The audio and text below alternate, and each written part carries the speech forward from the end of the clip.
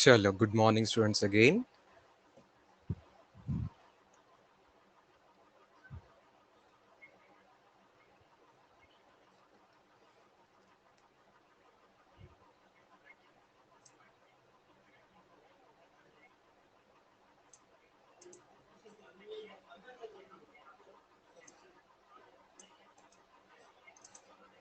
So we are going to start studying today precisely the topic of resolution of a vector.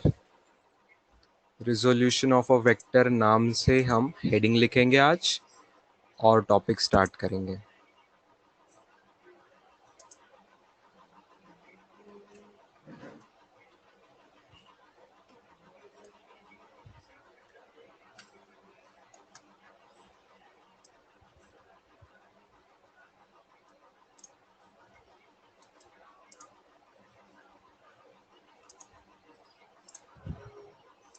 लिखिए heading and definition लिखिए आगे.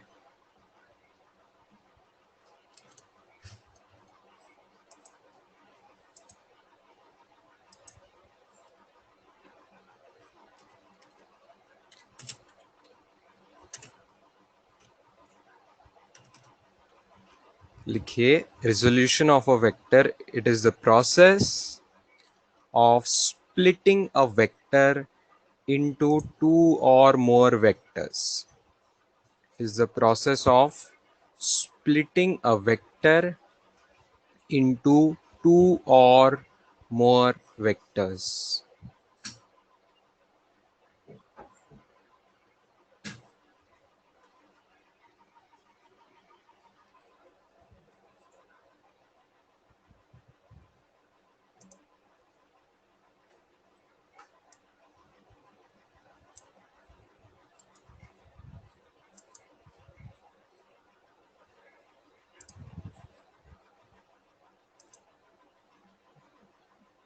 हिंदी में मराठी में समझ रहे हैं सबको क्या हो रहा है यहाँ पे? एक वेक्टर को तोड़ना, दो या दो से ज्यादा वेक्टर्स में उसको स्प्लिट करना, मतलब ब्रेक करना, तोड़ना उसको, राइट? उसको कहते हैं resolution of a vector. Okay, और जिसको तोड़ा जाएगा उन टुकड़ों को क्या बोलते हैं? किसी को याद है? उस एक वेक्टर को जो दो या तीन टुकड़ों में तोड़ा जाएगा उनको हम क्या बोलते हैं? Components of a vector. Perfect. तो अगला वाक्य उसके बारे में लिखिए.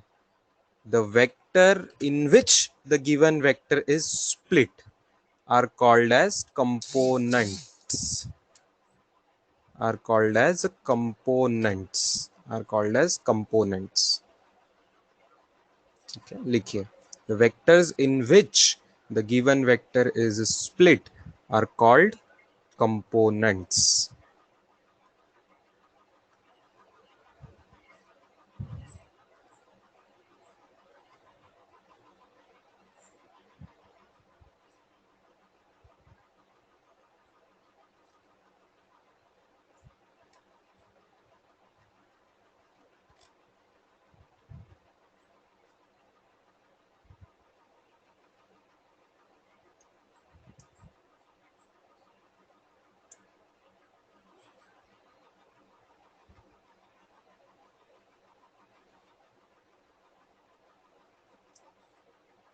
अगला वाक्य लिखिए.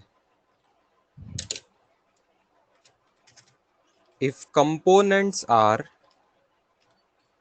if components are mutually perpendicular, if components are mutually perpendicular, they are called as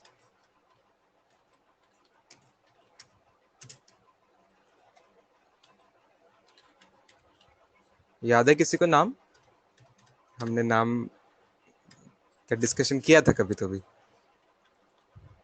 If components are mutually perpendicular, they are called as, yes, rectangular components. Perfect. Rectangular components. They are called as rectangular components.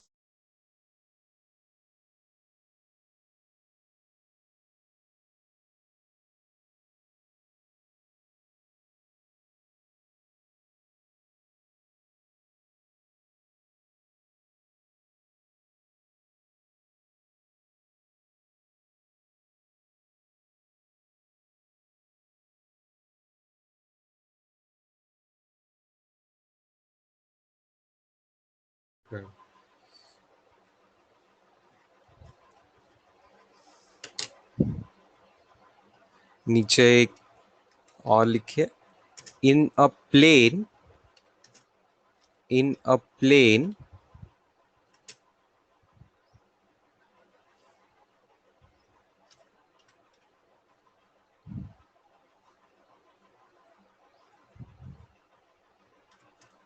Maximum 2 rectangular components. एक plane में कितने होते हैं? Maximum 2 rectangular components. Plane में 2 से ज्यादा लोग आपस में परपेंडिकुलर नहीं हो सकते। सो इन अ प्लेन मैक्सिमम 2 रेक्टेंगुलर कंपोनेंट्स। और उसके आगे लिखोगे in space, in space maximum how many? 3 rectangular components.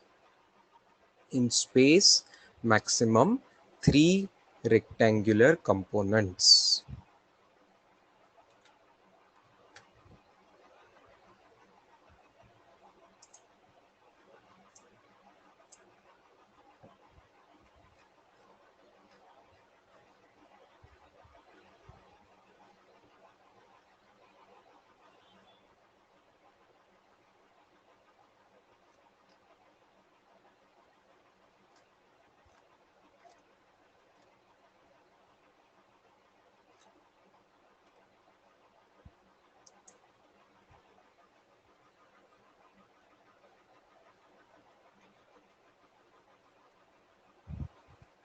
अच्छा चलो, अब एरोस करके आप क्या लिखोगे थोड़ा सा देखिए स्टूडेंट्स। अब बोर्ड पे देखना शुरू कीजिए, समझ लीजिए। इतना आपने लिख लिया, अब आप बोर्ड पे देखिए। जब स्पेस में मैक्सिमम 3 रेक्टेंगुलर कंपोनेंट्स होते हैं, हमने उनको कैसे लिखना है कल बात कर चुके हैं। पी बार वेक्टर मैंने कल लिखा था आपको, P X I cap plus P Y J cap plus P Z K cap बराबर है, इतना लिखा था हमने। तो ये P X P Y P Z ये हुए थे X component, Y component and Z component, right. ये तीनों हुए थे, X component, Y component, Z component. तो ये एक्स कंपोनेंट की वैल्यू आपको याद है कल हमने क्या लिखी थी? P cos alpha. ये लिखा था हमने पी कॉस बीटा, और ये लिखा था पी कॉस गामा। ठीक है, जहां अल्फा बीटा गामा क्या है? उस वेक्टर के angle respectively with X axis, Y axis and Z axis. ये तरीके से किया था। तो 2 में क्या होगा स्टूडेंट्स? 2 में क्या होगा? मान लो से एक्स वाई प्लेन की मैं बात कर रहा हूं, एक्स वाई प्लेन की हम बात करें, एक्स वाई प्लेन की बात करें मतलब जेड कुछ नहीं आएगा उसमें। तो उसमें पी बार क्या हो जाएगा student? Simply P X I cap हो जाएगा plus P Y J cap हो जाएगा। मानते हो? इतना ही होगा, P X I cap plus P Y J cap. अच्छा, इसमें मैं पी एक्स को क्या लिखूं? ऑब्वियसली वापस पी एक्स को मैं पी कॉस अल्फा लिख ही सकता हूं। और इसको क्या लिखेंगे? पी वाई को क्या लिखेंगे? पी कॉस बीटा लिख सकते हैं, अगले वाले को पी कॉस बीटा लिख सकते हैं।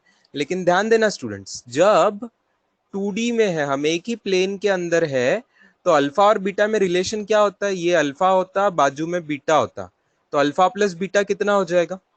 अल्फा प्लस बीटा कितना हो जाएगा स्टूडेंट्स? अल्फा प्लस बीटा कितना हो जाएगा? 90 डिग्रीज हो जाएगा, राइट।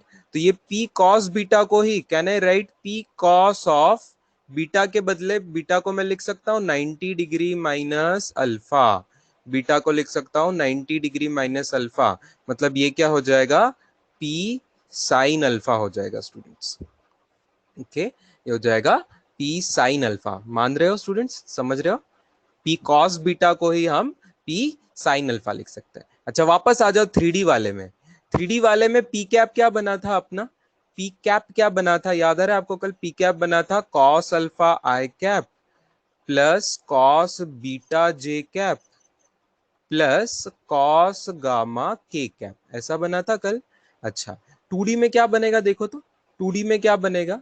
2D में सिंपली बनेगा, के कैप तो आएगा ही नहीं, कॉस अल्फा आई कैप प्लस एक तो कॉस बीटा जे कैप लिख सकते हैं, या तो अभी अभी जैसा हमने लिख दिया उसको साइन अल्फा जे कैप, ऐसा भी लिख सकते हैं।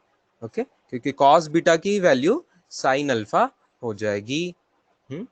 तो ये सब रिलेशंस इंपॉर्टेंट है। दिस इज लाइक कल की रिवीजन जो 3D में किया था वही, और उसको हमने 2D में भी लगा दिया, एक्स वाई प्लेन में लगा दिया, क्योंकि एक कंपोनेंट पहला और दूसरा कंपोनेंट तो वही है, बस तीसरा कंपोनेंट आपका गायब हो गया, तीसरा कंपोनेंट आपका गायब हो गया क्योंकि वो है ही नहीं, आप एक्स वाई प्लेन में ही हो।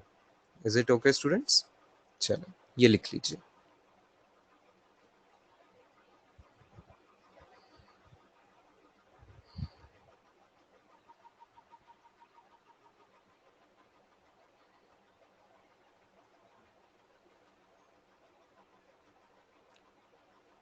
Can there be infinite components?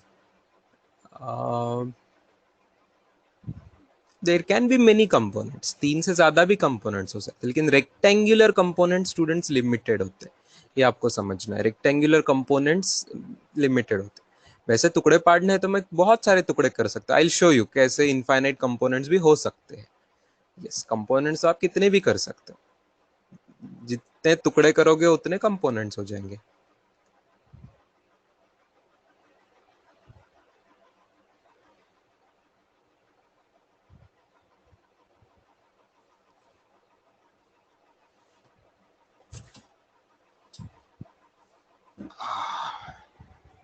Rectangular components कितने होंगे वो चीज डायमेंशन से रिलेटेड होगी। प्लेन ये 2D होता तो उसमें 2 रेक्टेंगुलर, स्पेस 3D होगा तो 3 रेक्टेंगुलर कंपोनेंट्स। तो रेक्टेंगुलर कंपोनेंट्स कितने मैक्सिमम आ सकते हैं वो आपको समझ आ सकता है, क्योंकि plane is a 2 dimension, right. इसीलिए प्लेन को 2D बोलते हैं क्योंकि उसमें 2 रेक्टेंगुलर कंपोनेंट। स्पेस को इसीलिए 3D बोलते हैं क्योंकि उसमें मैक्सिमम 3 रेक्टेंगुलर कंपोनेंट हो सकते हैं। उनके नाम 2D 3D इसी चीज पर से पड़े क्योंकि उनके रेक्टेंगुलर कंपोनेंट्स मतलब परपेंडिकुलर कंपोनेंट्स कितने आते हैं, ज्यादा से ज्यादा 2 आते हैं कि 3 आते हैं। सिर्फ एक्स वाई एक्सिस आएगा कि एक्स वाई जेड, ऐसे 3 एक्सिस आएंगे, इस पे डिपेंड करता है। ठीक है, यस।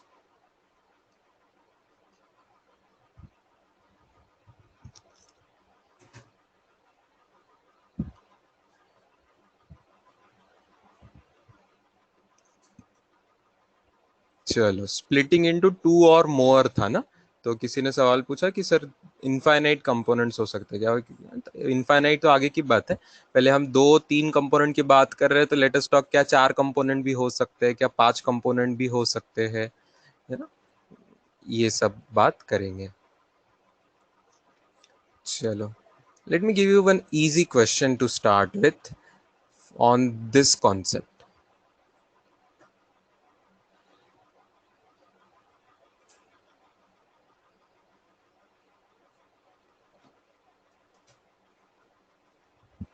एक ए बार वेक्टर दिया आपको, लिख लीजिए। ए बार वेक्टर लिखिए, 2i cap minus 3j cap minus 6k cap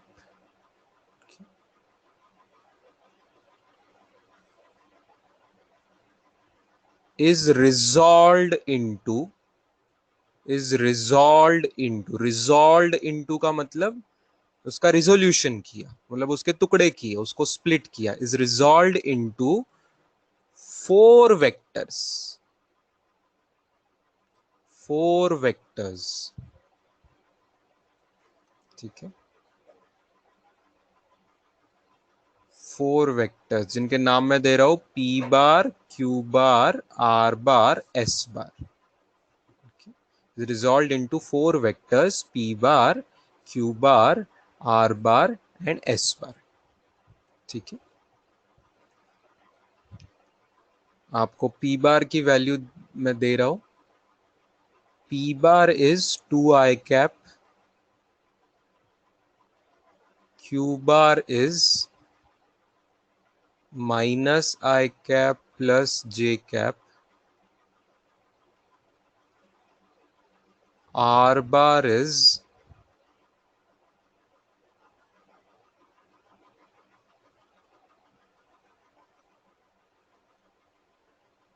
3j cap plus 5k cap.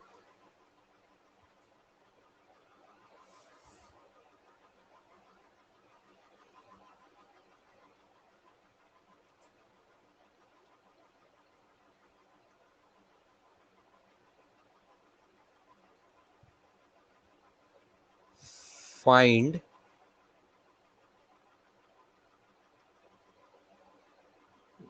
दो सवाल है। First question is S bar find करो और second question is S find करो।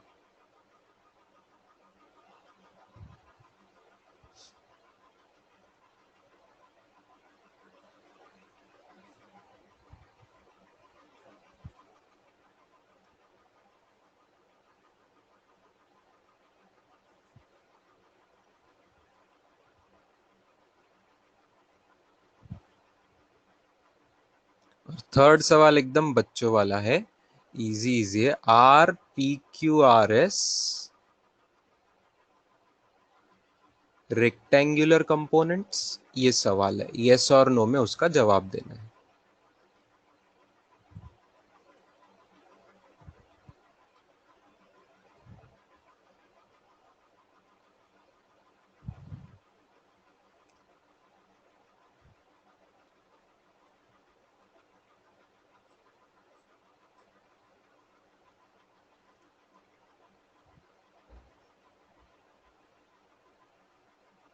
चलो, मीनिंग समझ आ रहा है?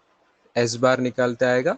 रिजॉल्व इनटू फोर वेक्टर्स का क्या मतलब है कि ए बार के टुकड़े कर दिए पी क्यू आर एस, तो ए बार के ही टुकड़े है पी क्यू आर एस, तो A bar will be P bar plus Q bar plus R bar plus S bar, ये चीज है। ठीक है, तो इस हिसाब से आप पुट कर दो वैल्यूज। ए बार पता है, पी बार पता है, क्यू बार पता है, आर बार पता है, सॉल्व कर लो, एस बार निकाल लो।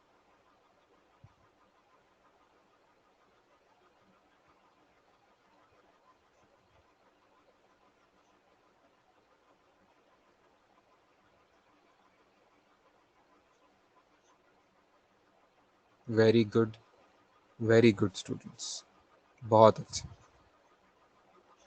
Answer is coming like this.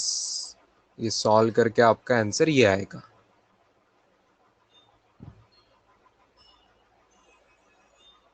बहुत अच्छे स्टूडेंट्स। मुझे कमेंट चैट बॉक्स पे 6 लोगों के परफेक्ट जवाब मिले हैं, स्टार्टिंग फ्रॉम चैतन्य, वरुण, नुपुर, प्रतीक, सुष्मिता, अबोली, विराज। बहुत अच्छे। ये इस बार आ गया, फिर आगे की चीजें और आसान है। आकांक्षा आल्सो करेक्ट आंसर। चलो, ये हो गया पहला सवाल। दूसरे का जवाब बताइए। दूसरे का जवाब बताइए, व्हाट इज एस?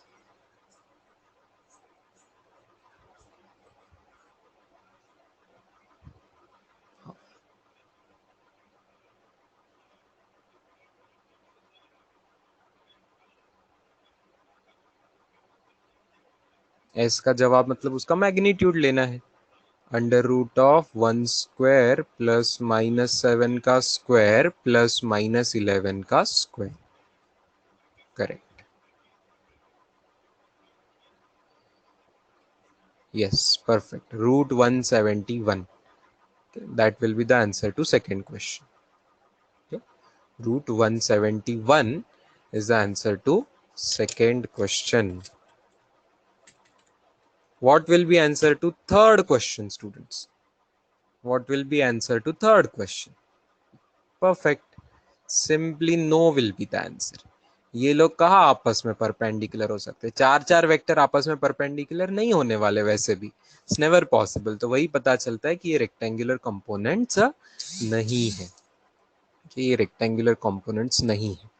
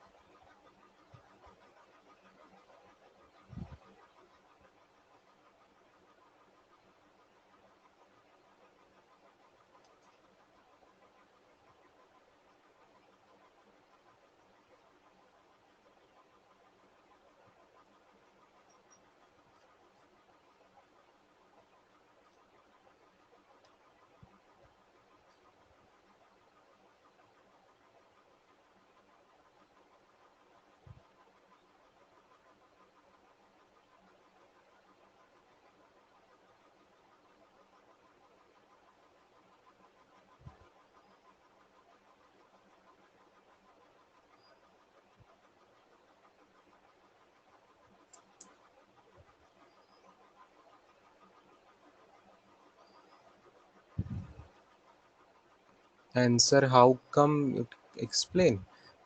क्वेश्चन की वैल्यूज पुट करके, कैलकुलेट करके, क्वेश्चन में ए बार की जो वैल्यू थी वो वहां पुट करेंगे, ये वैल्यू यहाँ रख देंगे, ये वैल्यू यहाँ रख देंगे बेटा, ये वैल्यू यहाँ रख देंगे, और ये वैल्यू यहाँ रख देंगे।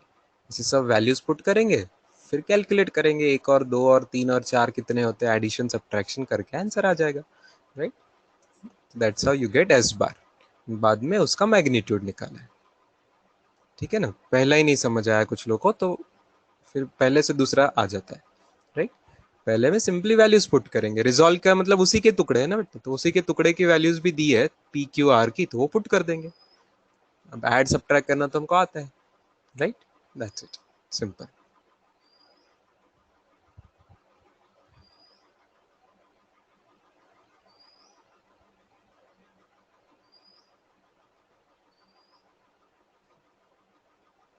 चलो, now write down next question.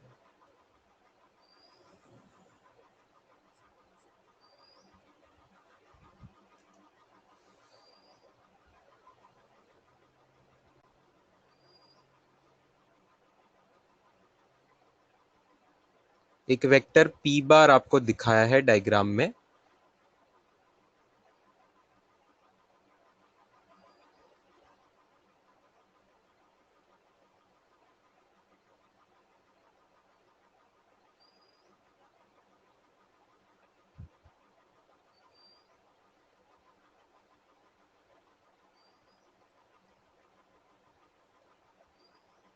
if P is equal to 10.5 Newton, if P is equal to 10.5 Newton, find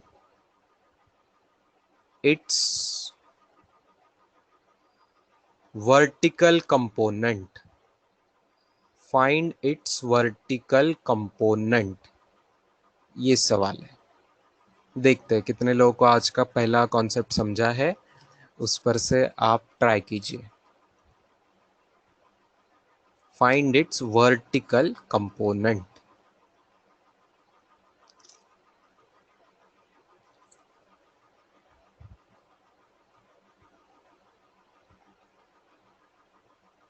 find its vertical component.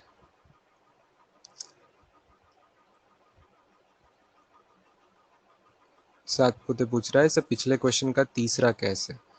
पिछले क्वेश्चन का तीसरा ऐसे कि रेक्टेंगुलर कंपोनेंट्स जो होते हैं वो चार हो ही नहीं सकते, है ना। हमने पहले पेज पे लिखा है कि स्पेस में मैक्सिमम तीन रेक्टेंगुलर कंपोनेंट हो सकते, तो या तो चार चार थे, तो चार चार कंपोनेंट ये रेक्टेंगुलर कभी नहीं हो सकते। क्या चार लोग एक दूसरे को सबको परपेंडिकुलर हो सकते हैं क्या each other? It's not possible, right, इसकी वजह से। चलो,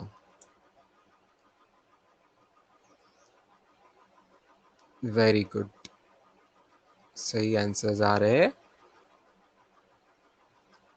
यस,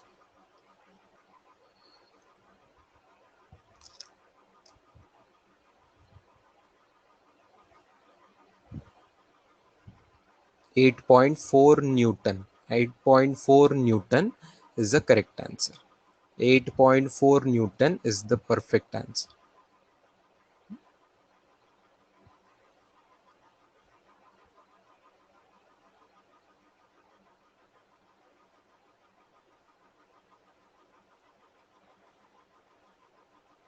कैसे निकालेंगे स्टूडेंट्स?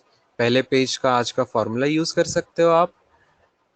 यहाँ पे आपको अल्फा दिख रहा है ना, for 53 degree students, alpha is 53 degree. Did we write on the first page कि पी एक्स और पी वाई कैसे फाइंड करते? P X is P cos alpha and P Y is P sine alpha, right. ये alpha 53 degree दिया है, that is horizontal सा angle, that is आप horizontal को हमेशा एक्स एक्सिस और वर्टिकल को वाई एक्सिस ले ही सकते हैं। तो हमें पूछा क्या है? पूछा है पी वाई, पूछा है तो बस पी वाई निकाल लो। साइन अल्फा मतलब 10.5 पी की वैल्यू और साइन 53 डिग्रीज, तो अप्रॉक्स आंसर साइन 53 डिग्री का हम जानते हैं 4/5, ये लिखा है हमने। साइन 37 डिग्री होता है 3/5, साइन 53 डिग्री होगा 4/5. These values we have written, correct? So answer is 8.4. Obviously Newton, question में न्यूटन में दिया था तो ये भी न्यूटन में आएगा. Okay, that is the answer. ठीक है. कुछ लोगों ने बोला 8.4 विद जे कैप. ठीक है, वो भी चलता है क्योंकि वर्टिकल कंपोनेंट को आप जे कैप तो ना कंपोनेंट. कुछ बार बुक्स कंपोनेंट का आंसर सिर्फ स्केलर लिखेंगे आंसर, कुछ लोग वेक्टर लिखेंगे उसको भी, तो दोनों चलेगा. There is no problem in that. कोई लोग सिर्फ वो नंबर को, वैल्यू को सिर्फ कंपोनेंट बोलते हैं, और कभी कभी कंपोनेंट को वेक्टर फॉर्म में भी उसके डायरेक्शन देके भी बोला जाता है. तो जे कैप डायरेक्शन साथ में दिया आपने तो भी गलत नहीं कहलाएगा. जरूरत नहीं है कंपोनेंट में डायरेक्शन देने की, जरूरत नहीं होती क्योंकि वर्टिकल शब्द ऑलरेडी यूज किया है. तो आप जे कैप नहीं भी बोलोगे तो भी चलता, क्योंकि वर्टिकल कंपोनेंट मतलब जे कैप होगा ही, वो समझ जाता है. बस सिर्फ उसका नंबर 8.4 न्यूटन बताना भी काफी है. राइट. ठीक. चलो.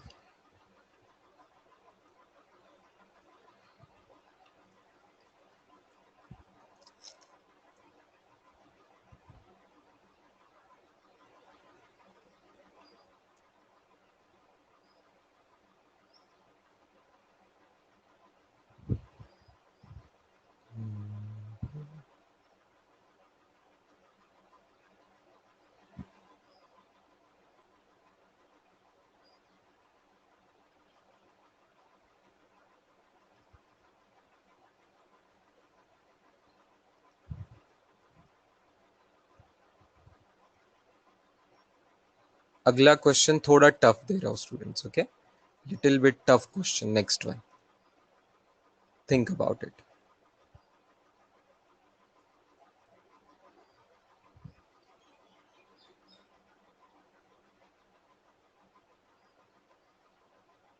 ए bar B bar C bar, A bar B bar C bar are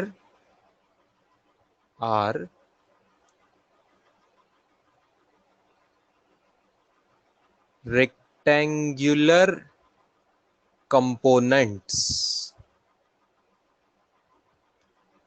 of P बार.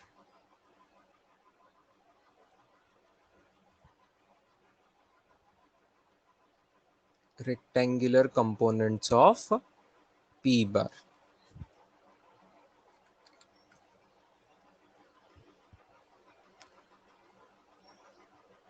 ए बार दिया है आपको आई cap plus J cap.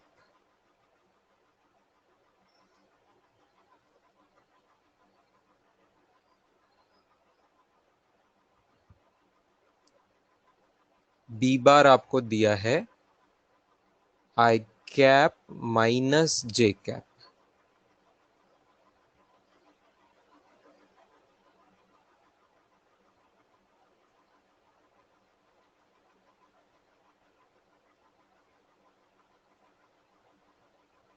If A is equal to B is equal to C, find P. If A is equal to B is equal to C, then find P.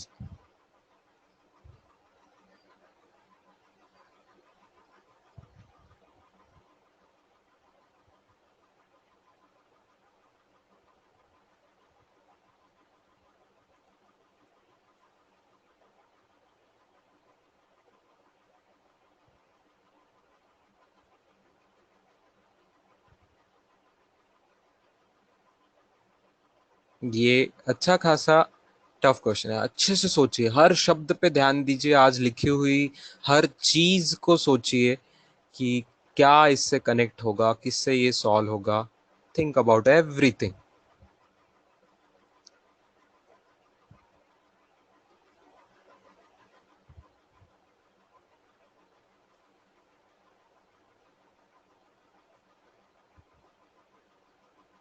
No.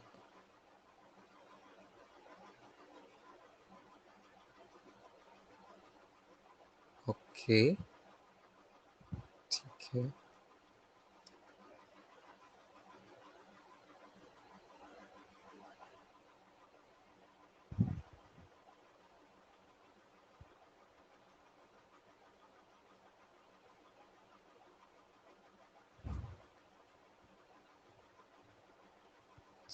I am happy, कुछ तो सही जवाब मुझे मिल रहे हैं।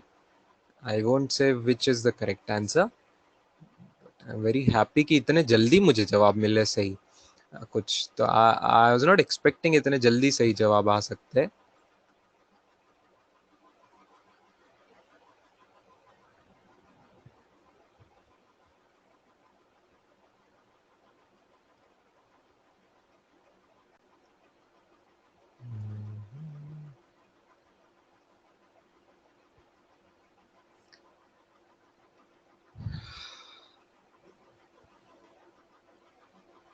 हम्म, चलो, क्या किसी ने सी बार निकाल लिया क्या रे? क्या किसी ने सी बार निकाला? मुझे चेक करने दो, आंसर तो बहुत लोगों के सही है। क्या किसी ने सी बार भी निकाला? नहीं निकाला? नहीं निकाला, किसी ने नहीं निकाला। मुझे जिसका सी बार का आंसर सही आएगा उसका फाइनल सही जवाब मैं एक्सेप्ट करूंगा। सी बार का सही जवाब निकालने की जरूरत नहीं है, एक्चुअली आई अग्री, सी बार का जवाब निकालने की कोई जरूरत नहीं है। सी बार का जवाब कोई निकालने की जरूरत ही नहीं है। बहुत अच्छे स्टूडेंट्स, बहुत अच्छे, बहुत अच्छे। तो इसका सॉल्यूशन क्या होगा? इसका सॉल्यूशन होगा स्टूडेंट्स, देखो, रेक्टेंगुलर कंपोनेंट का मतलब क्या है? रेक्टेंगुलर कंपोनेंट का मतलब क्या है? रेक्टेंगुलर मतलब they are mutually perpendicular. Mutually perpendicular, right? सब लोग एक दूसरे को परपेंडिकुलर है। तो देखो, पी बार के ही तीन टुकड़े हैं, ए बार प्लस बी बार प्लस सी बार, और वो रेक्टेंगुलर है, मतलब म्यूचुअली परपेंडिकुलर है, सब एक दूसरे को परपेंडिकुलर है। तो क्या सीधा में हम पी का वैल्यू निकालने के लिए ऐसा नहीं बोल सकते, under root of A square plus B square plus C square? ऐसा बोल सकते स्टूडेंट्स? यस और नो? यस ना? और बी और सी इक्वल ही है, तो इसी को आप under root of A square plus A square भी बोल सकते हो। तो under root of 3 times A square भी बोल सकते हैं। What is A? Well, A you can find out as इसका मैग्नीट्यूड। तो A is root of 1 square plus 1 square. So A की वैल्यू √2 आ रही है, बराबर, ए इज √2। तो फाइनल आंसर क्या आएगा? √3 × 2, दैट इज √6। तो बिल्कुल सही जवाब दिया, बहुत लोगों ने बिल्कुल सही जवाब दिया कि ये है √6। ओके, ये है √6। ठीक है, ये है √6। सर ये तो इतना टफ नहीं था, इतना तो टफ नहीं था। कुछ लोग बोल रहे हैं सर, आप बोल रहे बहुत डेंजर क्वेश्चन है। अब देखो, थोड़ा सा इससे आपको एक स्टेप आगे बढ़ाता। इन अबव क्वेश्चन या प्रीवियस क्वेश्चन, ऐसा लिखो, in above question find P bar, find P bar, find P बार।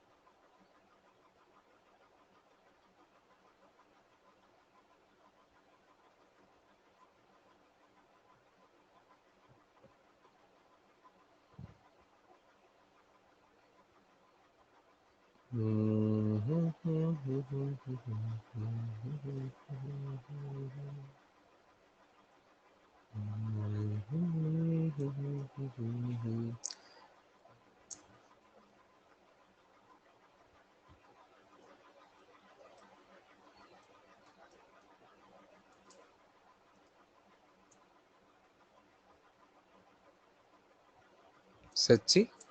अगर मैं बोलूं कि अभी तक मुझे सब गलत जवाब मिले तो?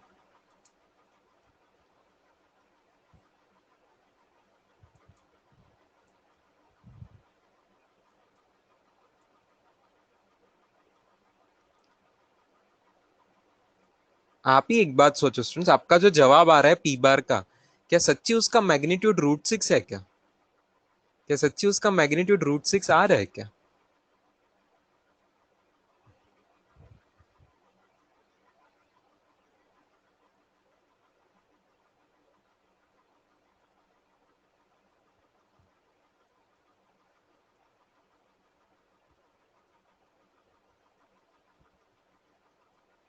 है ना, तो मतलब आपका जवाब गलत आ रहा है। अगर वो मैच नहीं हो रहा है तो इसका मतलब आपका जवाब गलत है।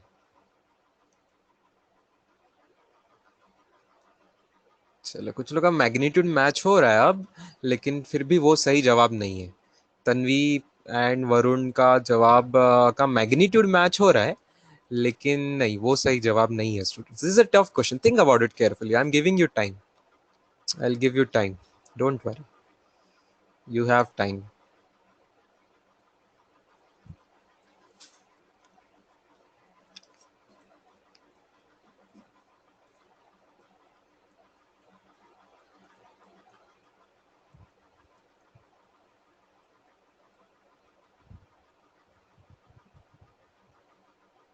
बहुत ध्यान से सोचना। चलो चलो, एक हिंट देता हूं मैं आपको, एक हिंट देता हूं। आपको कैसे करके सी बार फाइंड करना पड़ेगा, that is the hint obviously. Okay, C bar you have to find somehow or other. How you will find, you think about it. C bar निकालने का श्योर शॉट तरीका क्या होगा?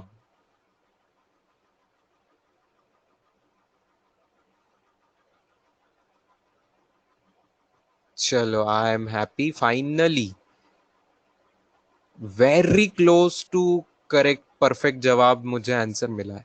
अर्पित का जवाब अच्छा है। परफेक्ट नहीं बोलूंगा मैं, द परफेक्ट आंसर मुझे अभी भी मिल सकता है, बट अर्पित और वरुण का जवाब जो अभी लिखा है वो क्लोज है। It's a correct answer, but can I get perfect answer, the perfect answer, complete perfect answer?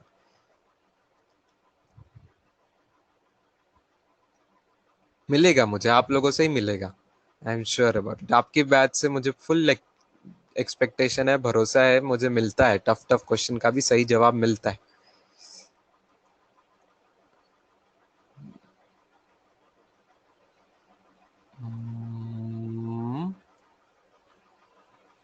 Hmm, Nupur, you meant to type something, but I think you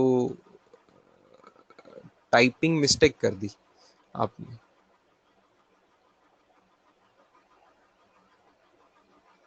जय जगताप ने जीरो जे कैप बीच में ऐड कर दिया। नहीं जय, वो reason नहीं है। बीच में जीरो लिखो ना लिखो, उससे फर्क नहीं पड़ने वाला है, उससे फर्क नहीं पड़ने वाला है। कंप्लीट आंसर की पॉसिबिलिटीज में यस, प्रसाद सातपुते, बहुत अच्छा सोचा, वेरी गुड बेटा। अब अर्पित का जवाब और प्रसाद का जवाब मिला दीजिए, तब परफेक्ट आंसर आएगा।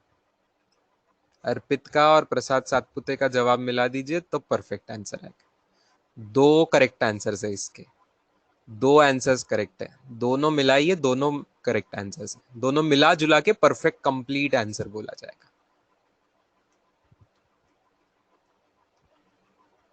चलो, अब मैं समझाता हूँ आपको, देखो अगले पेज पे आइए स्टूडेंट्स, अगले पेज पे आइए, मैं सवाल समझाता हूँ आपको।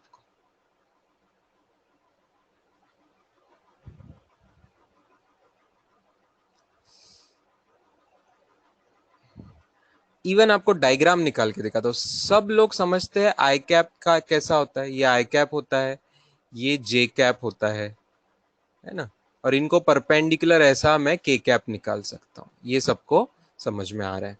अच्छा, अब ब्लू कलर से, अब ब्लू कलर से मैं निकाल दिखाऊँ आपको आई प्लस जे कहाँ पे होगा।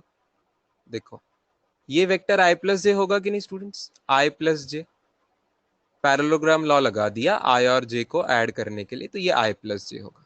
ठीक है, अच्छा क्वेश्चन में आई माइनस जे भी है, वो कहाँ होगा रे स्टूडेंट्स, वो कहाँ होगा? देखो जे का उल्टा माइनस जे, तो आई में माइनस जे ऐड करोगे तो ऐसे नीचे पैरेललोग्राम कंप्लीट करके ये आपको मिलेगा आई माइनस जे। ये नीचे का जो ब्लू कलर का वेक्टर है वो है आई माइनस जे। ठीक है, दोनों के दोनों किस प्लेन में है रे? आई प्लस जे आई माइनस जे दोनों आई जे प्लेन में ही है, एक्स वाई एक्सिस के ही प्लेन में है, खड़े प्लेन में ही है दोनों। Do you agree? ये दोनों ब्लू वेक्टर्स ये आई और जे वाले प्लेन में ही है, ये बात समझ आ रही? तो क्या आपको उनका परपेंडिकुलर डायरेक्शन जेड एक्सिस की है, ये समझ आ रहा है क्या? डू यू रियलाइज कि परपेंडिकुलर उनको जो डायरेक्शन होगी वो जेड एक्सिस की ही डायरेक्शन है? जो लोग एक्स वाई प्लेन में ही है उनको कौन परपेंडिकुलर रहता है? जेड एक्सिस परपेंडिकुलर रहता है, राइट? जेड एक्सिस परपेंडिकुलर रहता है। अच्छा, अनदर थिंग, ए और बी का जो मैग्नीट्यूड इक्वल है वो √2 आ रहा है आपका, देयरफॉर सी भी आपका √2 आएगा। तो डू यू नाउ अंडरस्टैंड कि C bar will be plus minus, plus या माइनस दोनों में से कुछ भी चलेगा, दोनों वैल्यू चलेगी √2 के कैप। ये शॉर्टकट समझ आया क्या डायग्राम से? डायग्राम पर से आपको समझ आता है कि इनको परपेंडिकुलर के डायरेक्शन है। किसी किसी को, कुछ लोगों को समझ आया, बाकी लोगों के लिए मैं और एक लंबी मेथड बताऊंगा जिससे आपको समझ आएगा। ये शॉर्टकट समझा?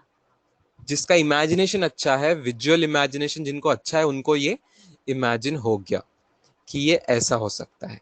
ठीक है, कुछ लोगों को समझ आ गया। बाकी लोगों के लिए मैं आपको परफेक्ट मेथड बताता हूं। देखो मेथड क्या करेंगे, प्रॉपर मेथड क्या करेंगे सी बार निकालने के लिए, ध्यान से समझिए। सी बार, सी बार को मैं बोलू सी इंटू सी कैप चलेगा, सी इंटू सी कैप चलेगा। सी की वैल्यू है √2, तो √2 into C cap. Okay, now do you understand? C cap जो है ये सी की डायरेक्शन बताता है, तो वो कहा होना चाहिए? वो ए और बी दोनों को परपेंडिकुलर होना चाहिए, क्योंकि we are talking of rectangular components.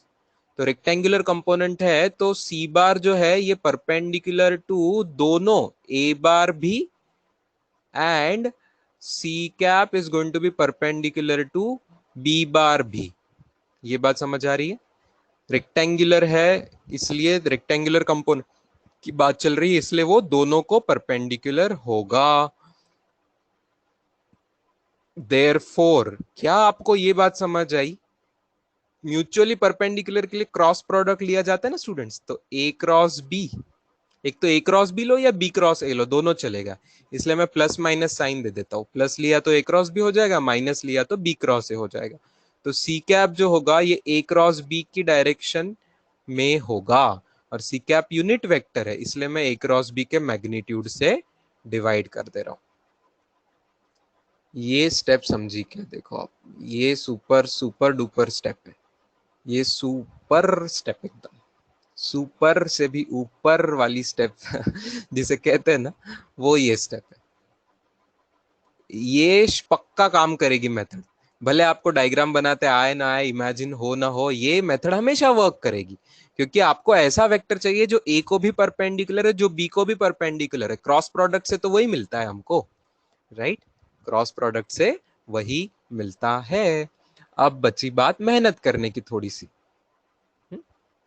Yes, अब बची बात थोड़ी सी मेहनत करने की। क्या मेहनत करनी पड़ेगी भाई? आपको कैलकुलेशन करने पड़ेंगे। अब ए क्रॉस बी क्या आएगा बच्चों? यहाँ पे ए क्रॉस बी निकाल के देखिए आप। ए क्रॉस बी का आपको मेथड पता है, आई जे के, ए के लिए है 1 1 0 और यहाँ है I1 - 1 0। क्रॉस प्रोडक्ट निकालने की ये मेथड है, आप लगा दीजिए यहाँ पे, तो आपको आंसर में आ रहा है 0 आई कैप आ रहा है, माइनस जे कैप भी 0 आ रहा है, और प्लस आ रहा है 2k कैप। 2k कैप, तो आंसर क्या आएगा? Plus minus, sorry -2k cap आ रहा है, -2k कैप, हाँ -2k कैप, अग्री। तो plus minus of -2k cap divided by -2k cap का मैग्नीट्यूड क्या होगा 2। ओके, तो यू कैन राइट, इसको भी प्लस माइनस ही लिख सकते हैं, प्लस माइनस या माइनस प्लस कोई फर्क नहीं पड़ता है ना, दोनों वैल्यूज आएगी। Therefore C cap is plus minus K cap. ठीक है, देयरफॉर अब सी बार क्या हो जाएगा, देयरफॉर अब सी बार का आंसर आ जाएगा √2 टाइम्स प्लस या माइनस के कैप, क्योंकि ये वैल्यू अभी हमने निकाली सी कैप की वैल्यू, तो प्लस माइनस √2 के कैप।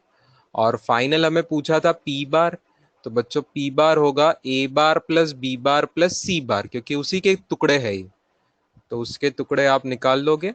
अब वैल्यूज पुट कर दीजिए, आपका फाइनल आंसर आ जाएगा 2i कैप प्लस माइनस √2 के कैप।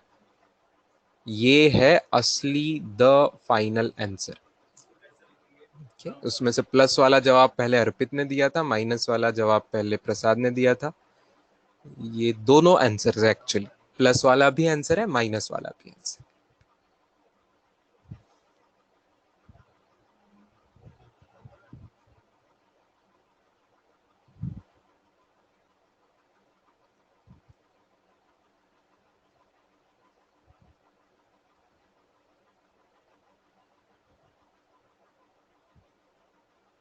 ये ऊपर जो शॉर्टकट मैंने बोला है, जिनको वो इमेजिन हो रहा है वो अच्छी बात है।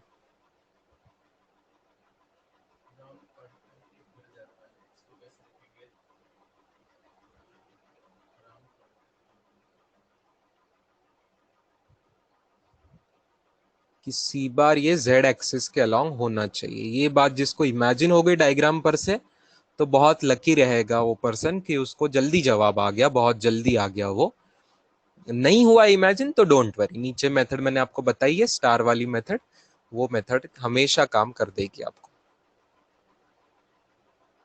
प्लस माइनस का मतलब दोनों परपेंडिकुलर रहते हैं ना बेटा, जैसे कि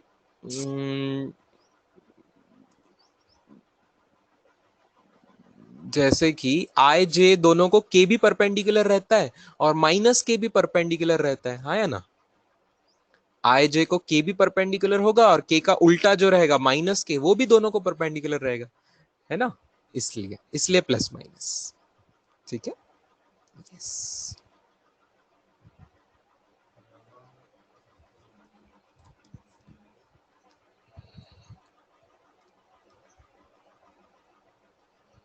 yes yes, certainly we will have more question. आप लिखिए इतना अभी, we will have more question.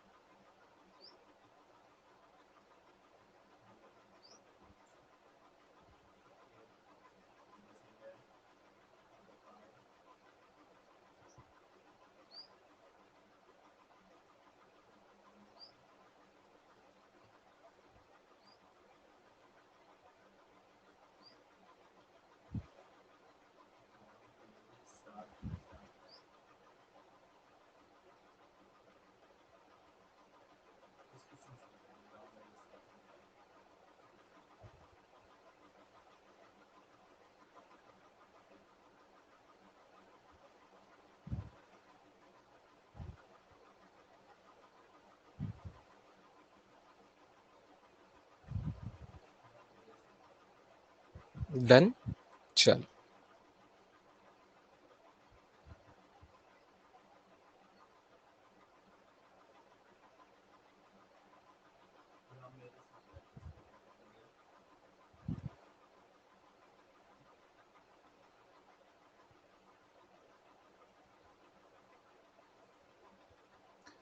एक क्वेश्चन मैं दे रहा हूं, उसके आगे बुकलेट में से भी ऐसा ढूंढेंगे हम फिर।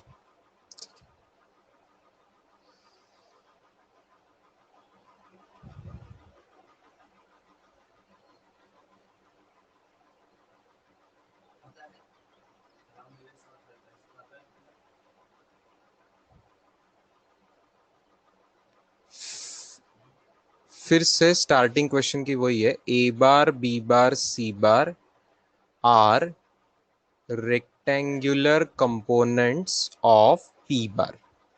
ठीक है, पहला वाक्य वही है सवाल का।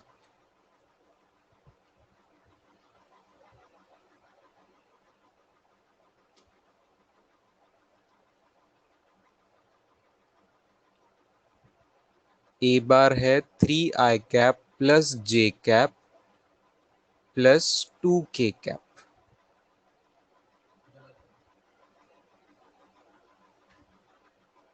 B bar is I cap minus J cap minus K cap.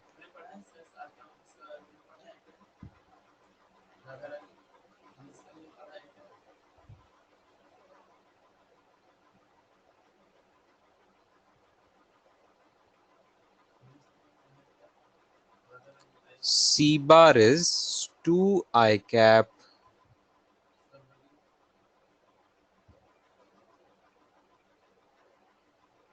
Plus Y J cap plus Z K cap.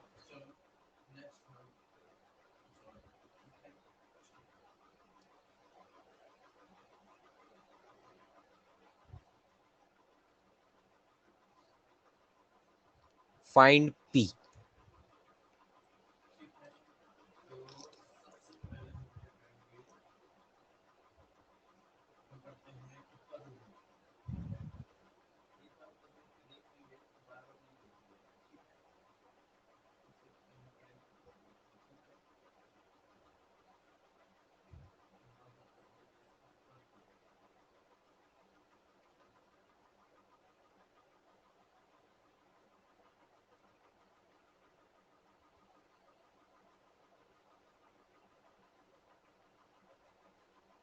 Yes, correct. P मतलब सिर्फ मैग्नीट्यूड, वेक्टर नहीं फाइंड करना है, मैग्नीट्यूड फाइंड करना है।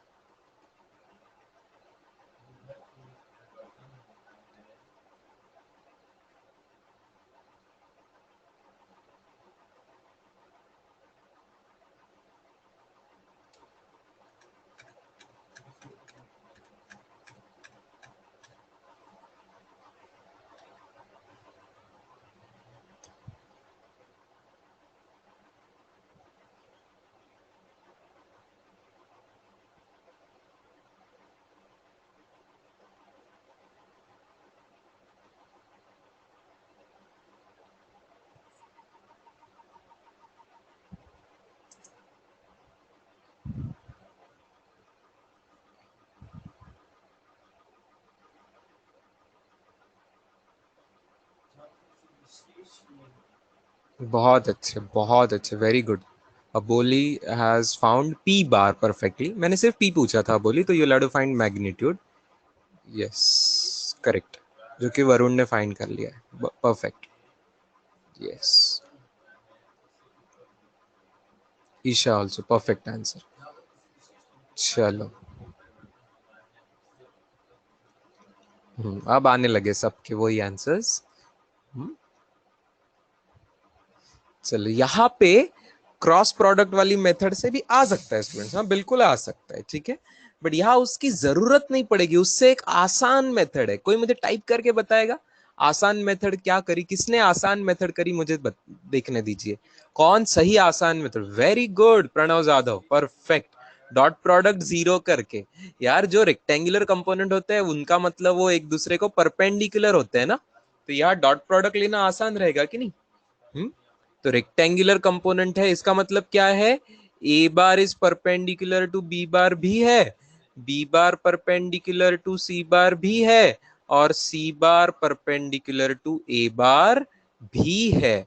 हम क्या नहीं जानते बच्चों? y और z की वैल्यू नहीं जानते, y और z की वैल्यू नहीं जानते। तो आप सॉल्यूशन में क्या कर दो, पहली स्टेप ये कर दो कि a का c के साथ डॉट प्रोडक्ट 0 ले लो, उससे आपको कुछ रिलेशन मिल जाएगा। देखो a डॉट सी करेंगे तो 3 2 6 प्लस 1 y प्लस 2z, ये आएगा आपका 0। फिर बी डॉट सी 0 कर लो, उससे आपको कुछ रिलेशन मिल जाएगा। बी डॉट सी करेंगे तो 2 - y - z = 0 मिल रहा है। Can we solve this two equations to get y and z? yes, you can always solve these equations to get y and z, right? तो फिर सॉल्व कर लेना है। ओके साक्षी, आवाज आ रही है? तुझे सिर्फ स्क्रीन नहीं दिख रही है। You have to sort out your issue, you must be having net problem, इसीलिए तुझे किसी दिन आवाज नहीं आती है, किसी दिन स्क्रीन नहीं दिख रहा है। बाकी everybody is able to see, I believe जिनका नेट कनेक्शन ओके है, everybody is able to see. तो ये सॉल्व करके y और z का आंसर क्या आ रहा है बच्चों? y क्या आया बताओ? ये दो equation 10th standard actually school level से आप साइमल्टेनियस इक्वेशन करके सॉल्व कर सकते हो। तो y क्या आया? y की वैल्यू आई 10 और z की वैल्यू आई -8। सॉल्व किया, साइमल्टेनियस इक्वेशन सॉल्व कर दिया, उससे y और z की वैल्यू आ गई, फिनिश्ड। फिर तो बात आसान होगी। देयरफॉर सी बार की वैल्यू ही आपको मिल गई। सी बार मिल गया 2i cap plus 10j cap -8k cap. बहुत अच्छे। तो फिर पी बार क्या आएगा आपका? पी बार आएगा ए बार प्लस बी बार प्लस सी बार। ठीक है, ओके। तो ऐड करके आपको सब कुछ ऐड करके आंसर मिल रहा है 6i cap plus 10j cap minus 7k cap. ठीक है, जो कि परफेक्ट एग्जैक्ट आंसर अब बोलने दिया था फास्ट। पी बार ये, अब मैंने से पी पूछा आपको, तो आपको बस मैग्नीट्यूड इसका फाइंड करना था। रूट स्क्वायर लगा दीजिए चीजें, तो √185। ओके, ये इसका आंसर आ गया।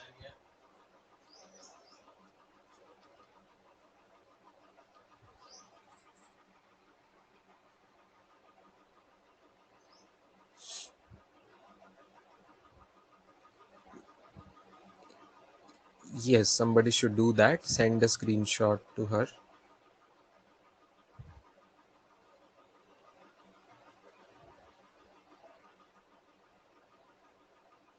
Great. Yes.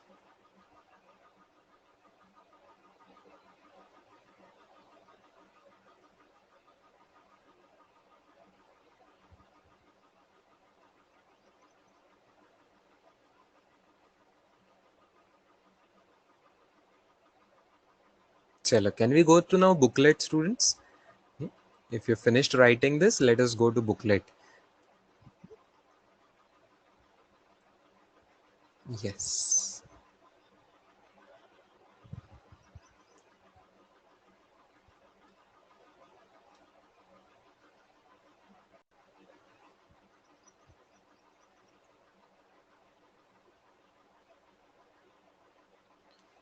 Here we go.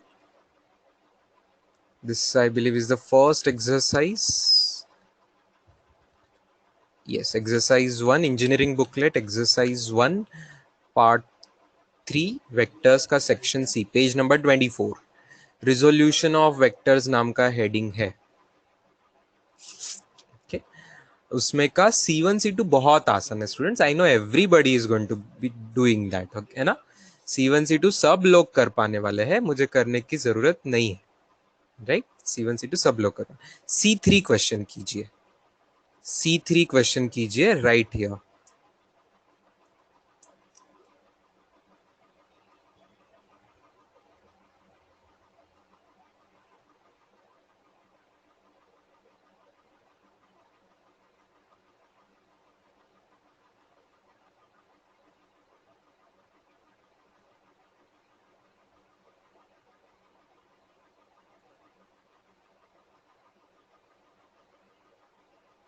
दो जवाब पूछे, एक्स कंपोनेंट और वाई कंपोनेंट, तो आपको कॉमा कॉमा करके मुझे दोनों जवाब बताने हैं।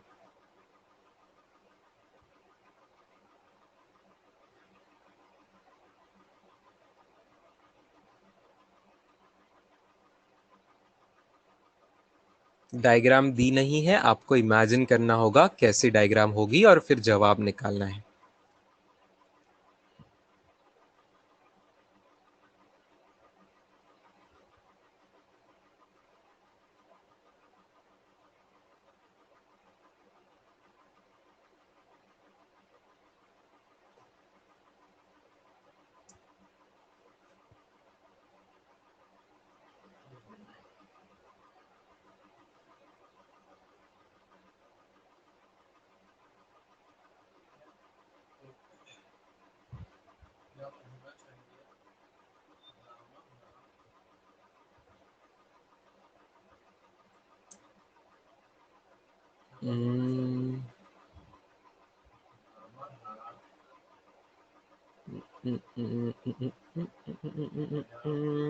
चलो, I am happy with your answers.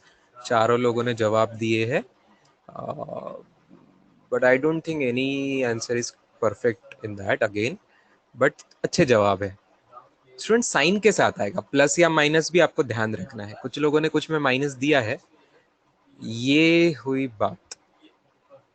ये आया मेरे हिसाब से परफेक्ट जवाब। प्रणव नीलकंठ कदम, perfect answer.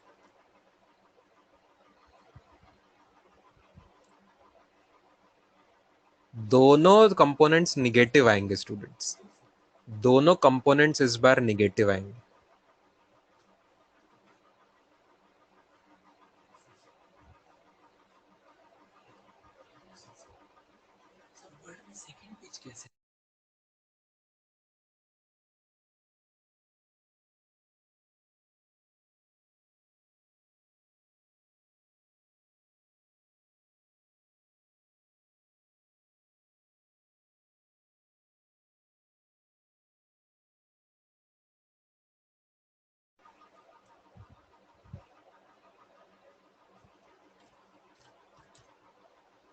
Yes, what will be the diagram students, देखते हैं अपन। एंटी क्लॉकवाइज, एंटी क्लॉकवाइज मतलब समझ में आ रहा है स्टूडेंट्स? एंटी क्लॉकवाइज कैसे जाते हैं? क्लॉक की दिशा से उल्टी डायरेक्शन में हमें जाना है। एवरीबडी नोज घड़ी जो होती है वो किस दिशा में जाती है, कैसे ट्रैवल करते हैं उसके हैंड्स, इस तरीके से, राइट? तो ये दिशा कही जाती है क्लॉकवाइज, और उसके उल्टी जो दिशा होगी उसको हम कहेंगे anti clockwise, C W and A C W. तो क्लॉकवाइज एंड एंटी क्लॉकवाइज, ये सही तरीका है उसको बताने का, समझाने का, ठीक है? चलो, नाउ यहाँ एंटी क्लॉकवाइज है विद द एक्स एक्सिस। चलो पहले एक्स एक्सिस निकाल लेते स्टूडेंट्स।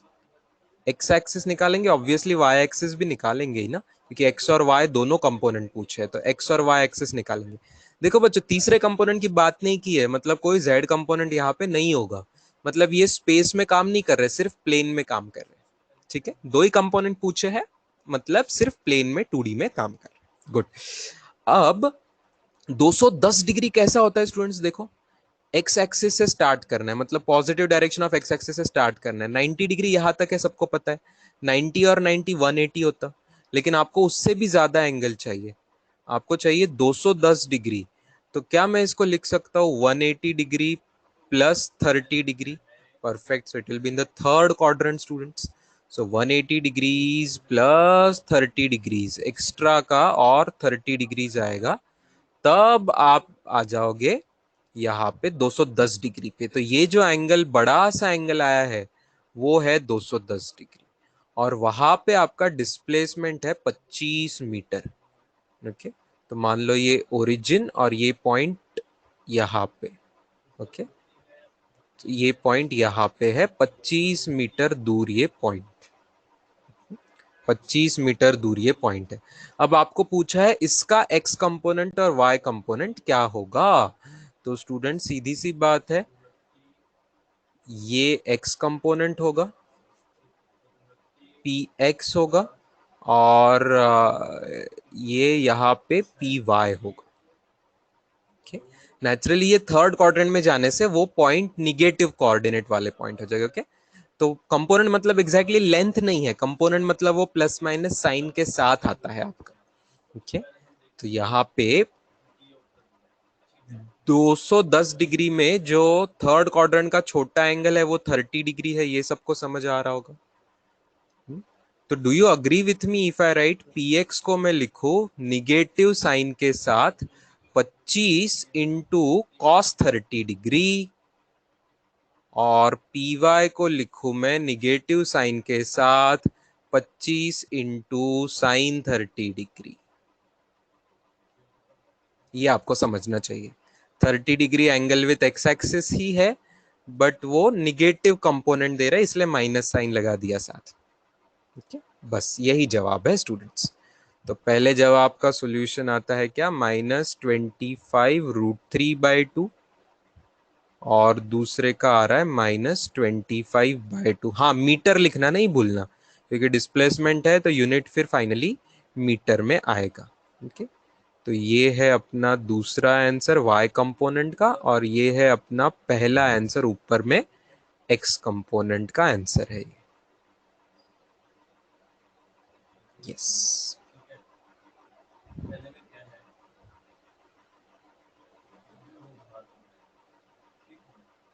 देखो आपको रेक्टेंगल दिख रहा है डायग्राम में स्टूडेंट्स, रेक्टेंगल बन गया कि नहीं?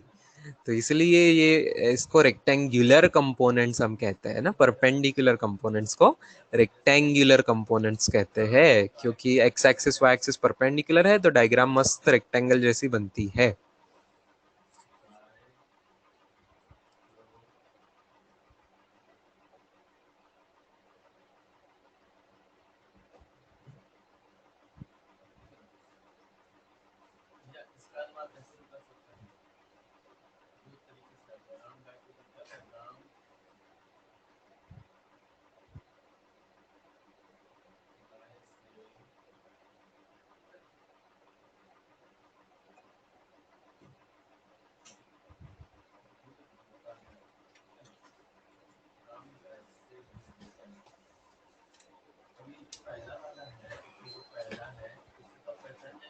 चलो, can I ask you to do next question now students? C4 question, question C4, try C4। Okay, C3 लिख लीजिए, फिर C4 ट्राई कीजिए।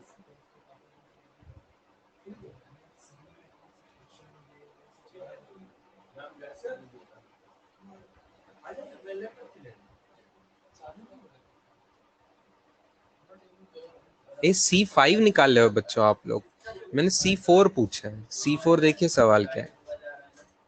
C4, नम्रता कैलकुलेशन बहुत अच्छे किए, लेकिन फिर भी थोड़ी घाई से गलत जवाब हो गया। हाँ, नुपुर ने जो जवाब दिया है that is correct, right? Yes, perfect perfect. हाँ, यूनिट का भी ध्यान देना है बच्चों। यूनिट, नम्रता तुमने ऐसा यूनिट दिया, लेकिन सवाल में ऐसा यूनिट नहीं था। सवाल में जो यूनिट है उसी यूनिट में जवाब देंगे हम। 100 किलोमीटर पर आवर में जवाब आएगा, राइट? परफेक्ट, चलो बहुत अच्छे बहुत अच्छे, गुड गुड, बहुत स्टूडेंट्स को जवाब आ रहा है। अच्छा, यहाँ भी समझ में आ रहा है स्टूडेंट्स, एक कंपोनेंट दिया है और दूसरा पूछा है, मतलब दो ही रेक्टेंगुलर कंपोनेंट की बात चल रही है। मतलब स्पेस की बात चल रही है कि प्लेन की बात चल रही है, बताओ? स्पेस की बात चल रही है कि प्लेन की बात चल रही है? प्लेन की बात चल रही है ना? सिंपल है। तो हम क्या कर देंगे स्टूडेंट्स, मैं मान लूंगा मैं मान लूंगा इस बार कोई भी एक नाम दे दीजिए आप कंपोनेंट को, कुछ भी नाम दे दीजिए। मान लीजिए ये वेक्टर अपना पूरा वेलोसिटी जो है ये v बार है, बोलू मैं v फॉर वेलोसिटी, तो ये उसका मैग्नीट्यूड है स्टूडेंट्स, तो this is the answer of v।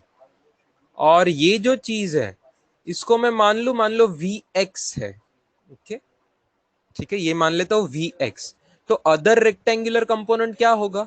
Vy होगा स्टूडेंट्स। तो हमें क्या फाइंड करना है? Vy फाइंड करना है, समझ रहे हैं ना? जैसे Px Py Pz हुआ करता था, वैसे वेलोसिटी का Vx Vy, ठीक है। कोई Vz की जरूरत नहीं है, Vz की जरूरत नहीं है। आ रही बात समझ में स्टूडेंट्स? अच्छा, क्या मैं ऐसा लिखूं आपको और डिटेल अच्छा समझने के लिए कि वेलोसिटी होगी Vx I cap plus Vy J cap. अगर मैग्नीट्यूड की बात करेंगे तो होगा under root of Vx square plus Vy square. Just values put कर दीजिए। V की वैल्यू 60 है क्वेश्चन में, दोनों साइड पे स्क्वायर भी कर दीजिए। और Vx 30 है तो 30 का स्क्वायर और ये Vy का स्क्वायर। बस इक्वेशन सॉल्व कीजिए। Vy स्क्वायर आपका आएगा 2700, तो रूट लेके Vy आएगा आपका 30√3। that is found by most of the students. That's a perfect answer. 30√3 same unit देंगे जो सवाल में है, kilometre per hour.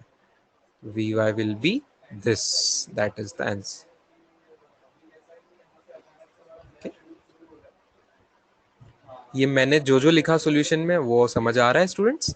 Vx Vy क्या है सब अच्छे से समझ आ रहा है ना? मैं डायग्राम भी निकाल के आपको बता सकता हूँ। गुड गुड, समझ आ रहा है। डायग्राम भी निकाल के बता सकता हूँ मैं आपको।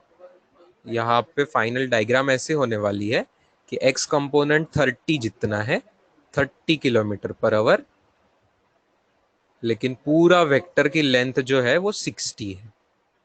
पूरे वेक्टर की लेंथ जो है वो 60 है। तो आपको पूछा है भाई कि आप उसका बता दीजिए y कंपोनेंट क्या होगा। आप उसका बता दीजिए कि ये y कंपोनेंट क्या होगा, ये क्या होगा, ये पूछा है। ये Vy है, ओके। ये पूरा V था और ये चीज Vx थी। Vx 30 था और V इक्वल टू 60 था। V 60 था, Vx 30 था। Obviously in kilometre per hour, all units all in kilometre per hour. तो आपको Vy पूछा हुआ था। तो समथिंग लाइक आपने डायरेक्ट पाइथागोरस थ्योरम ही यूज कर दिया है यहाँ पे। पाइथागोरस थ्योरम ही यूज कर दिया है। क्या आपको समझ रहे हैं? इसमें और एक सवाल पूछ सकते थे स्टूडेंट्स। क्या मैं आपको ये अल्फा की वैल्यू पूछूं तो क्या आप बता सकते हो मुझे? Can you tell me alpha की वैल्यू? नहीं नहीं नहीं नहीं नहीं, 45 वाले फंस गए। हाँ, 45 नहीं है स्टूडेंट्स, 60 डिग्रीज। यस, 60 डिग्रीज हो गए स्टूडेंट्स। क्यों? 30, सिंपल अपना ज्योमेट्री यूज कर लीजिए। साइड अपोजिट टू हाइपोटिन, जो जो साइड हाफ है, जो साइड हाफ है उसके अपोजिट का एंगल 30 डिग्री होगा। तो राइट एंगल ट्राइंगल में वो एंगल 30 डिग्री होगा जो मैंने अभी दिखाया। तो उसके अपोजिट की साइड हाफ ऑफ हाइपोटेनस है, इसलिए अल्फा आपका आ जाएगा 60 डिग्री। अगर पूछा होता तो, पूछा नहीं है वैसे उन्होंने, लेकिन मैंने आपको एक्स्ट्रा सवाल पूछ लिया अभी। यस, कॉस से भी कर सकते हैं। Very good, cos 60 degree half होगा इसलिए वो 60। Very good, perfect answer. क्योंकि एक्स कंपोनेंट ये कॉस अल्फा से आता है, तो कॉस अल्फा आपका 30/60 हाफ, मतलब अल्फा इज 60 डिग्री। वो भी बिल्कुल परफेक्ट मेथड है, बिल्कुल सही। बहुत अच्छे स्टूडेंट्स। चलो, अब आपको बातें समझ में आने लगी।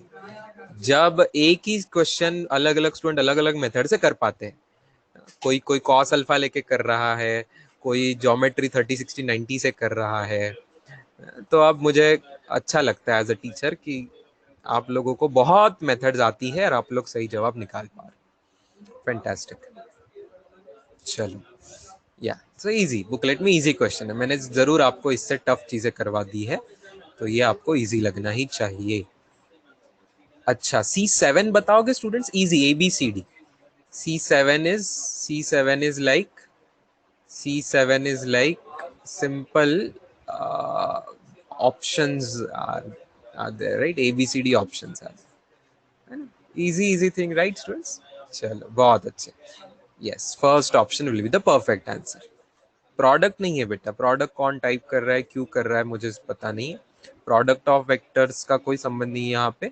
एक्स कंपोनेंट और वाई कंपोनेंट दिया हुआ है, तो 2i cap minus 3j cap. The first option will be the correct answer. It's true.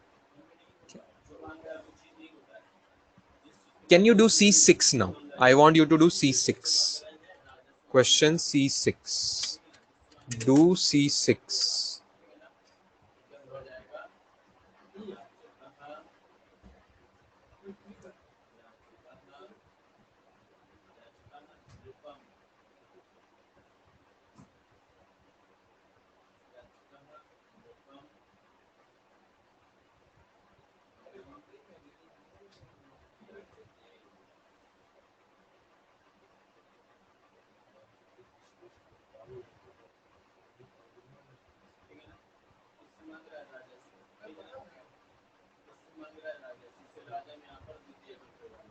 This is a very nice question, very interesting question, beautiful question. मैं एक्सपेक्ट करूंगा आप लोगों को आएगा कुछ टाइम में. ट्राई.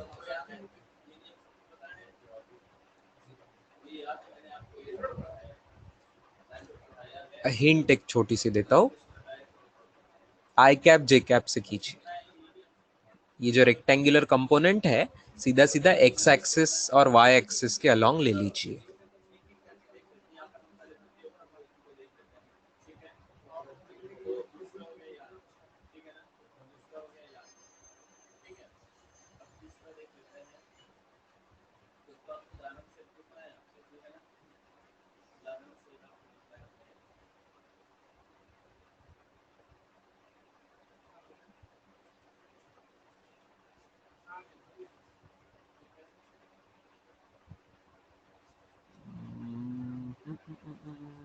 ठीक है, कुछ आंसर्स आ रहे हैं. लेट अस सी.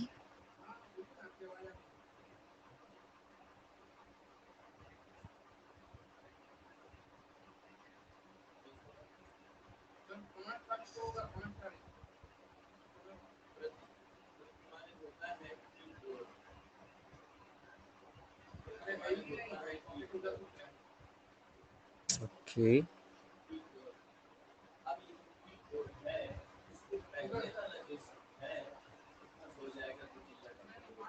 चलो गुड.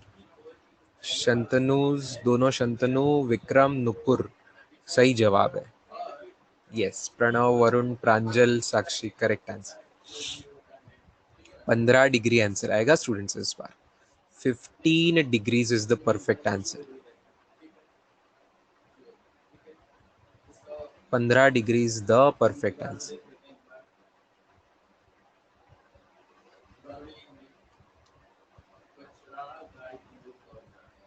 कैसे करेंगे स्टूडेंट्स? बहुत तरीके से कर सकते हैं. मैं स्क्रीन पे आ रहा हूं, दिखा रहा हूं. इंजीनियरिंग बुकलेट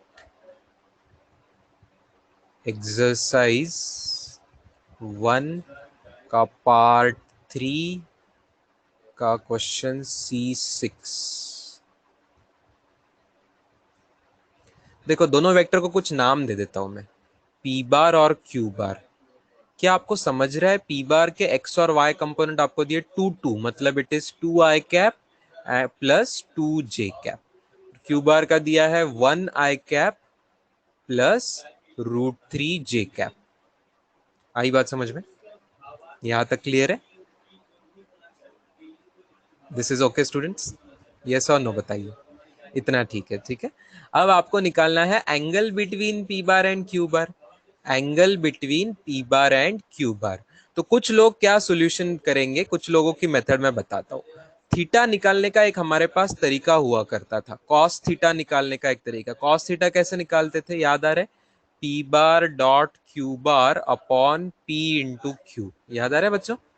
ये एक तरीका हुआ करता था. कर लीजिए डॉट प्रोडक्ट से. क्या आ रहा है? डॉट प्रोडक्ट आ रहा है 2 प्लस 2√3 आ रहा है. डॉट प्रोडक्ट आ रहा है 2 प्लस 2√3. और नीचे P क्या आ रहा है? Under root of 8. और Q आ रहा है under root of 4. Just magnitudes आप ले लीजिए तो वो आ रहा है. So what is the answer? आगे सॉल्व कीजिए. 2 प्लस 2√3 अपॉन √8 को मैं लिख सकता हूँ 2√2 और √4 को मैं लिख सकता हूँ 2. करेक्ट. तो एक 2 ऊपर नीचे से कैंसिल हो जाएगा. आंसर आ जाएगा, क्या मैं ऐसा लिखूं आंसर को? √3 प्लस 1 अपॉन 2√2.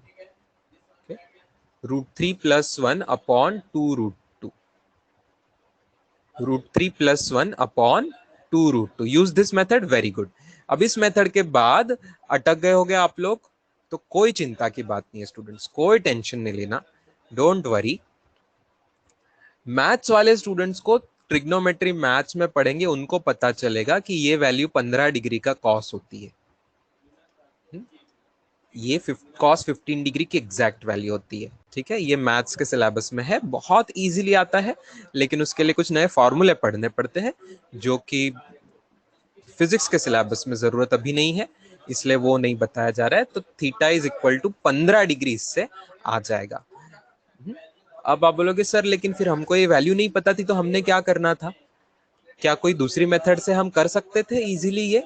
यस स्टूडेंट्स, आप एक और मेथड से कर सकते थे। देखिए, it's coming on the board, I am doing for all of you a different method also. देखिए, आप डायग्राम निकाल सकते थे, एक्स एक्सिस और वाई एक्सिस अच्छे से निकाल सकते थे। ठीक है, फिर 2i कैप, देखो 1 2 और 2j कैप, ऐसा करके आप पी बार वाला वेक्टर निकाल ले सकते थे। 2i कैप + 2j कैप, ये पी बार वाला वेक्टर आ जाएगा बच्चों। अच्छा, क्यू बार वाला क्या आएगा? 1i cap + √3j cap. √3 की वैल्यू कहाँ होती है रे? √3 की वैल्यू 1 और 2 के बीच में होती है, 1.7 ऐसे कुछ √3 की वैल्यू होती है। तो ये पॉइंट पे, ये इस पॉइंट पे आ जाएगा Q bar vector. Let me draw the Q bar vector with little different colour. ये दिस, ये क्यू बार वेक्टर है। ओके, तो क्यू बार का एंगल हम निकाल सकते हैं विथ एक्स एक्सिस, और पी बार का भी एंगल हम निकाल सकते हैं विथ एक्स एक्सिस। पी बार का सबको इजीली दिख रहा है क्या? पी बार का एंगल क्या होगा? You can use tan students. Tan will be easy in this. I tell you, tan will be easy. अगर इसको एंगल को मैं अल्फा अल्फा बोल दूं, तो can you do tan alpha? Yes yes, है ना। ग्रीन कलर का जो है उसको मैं मान लो अल्फा 1 बोल दूं, तो can you tell me tan alpha 1 की वैल्यू? tan अल्फा 1 की वैल्यू 2/2 मतलब 1 आएगा। मतलब अल्फा 1 जो है वो 45 डिग्रीज है। ये सबको क्लियर हुआ? ये सबको परफेक्टली क्लियर है। अच्छा, पिंक कलर में जो एंगल है वो थोड़ा बड़ा दिख रहा है स्टूडेंट्स, उसको मैं मान लो अल्फा 2 बोल दे रहा हूं। तो what is tan alpha 2 students? tan alpha 2 के लिए आप किस चीज का रेशियो लोगे? √3/1। √3/1 होता है √3। किसका tan √3 होता है स्टूडेंट्स?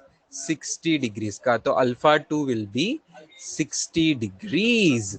तो जो हमें आंसर चाहिए स्टूडेंट्स, हमें जो आंसर चाहिए, हमें जो आंसर चाहिए, क्या आप लोग मानते हो हमें दोनों वेक्टर के बीच में का एंगल चाहिए? दोनों वेक्टर के बीच में का एंगल चाहिए, येलो कलर का एंगल चाहिए। तो ये होगा alpha 2 minus, very good, alpha 2 minus alpha 1, है ना। दोनों के बीच में का angle that is 60 degrees minus 45 degrees, that is 15 degrees. ठीक है, हुआ ना smart question? This is super class question, fantastic question. चलो लिख लीजिए, दोनों मेथड लिख लीजिए स्टूडेंट्स, दोनों मेथड सही है, दोनों से सही जवाब आएगा।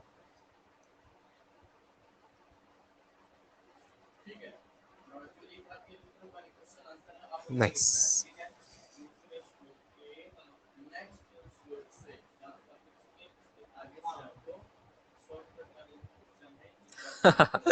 एग्जाम में प्रोट्रैक्टर चलेगा क्या? अच्छा सोचा वरुण।